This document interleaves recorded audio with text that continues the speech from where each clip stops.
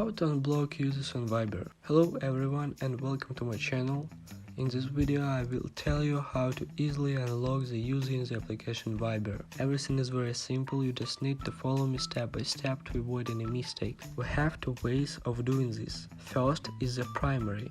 Find a certain person and unlock. The second is into the list of blocked people first. Go to the application Viber and open the list of your contacts, then find the person. You need to unlock you in a contacts list and click on his username.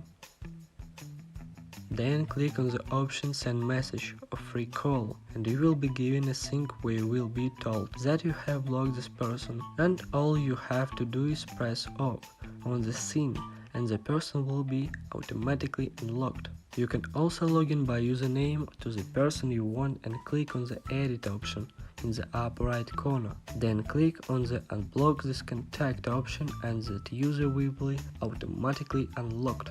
The second way it is also go to the application Viber and click on the option menu, then click the settings option and immediately the privacy option.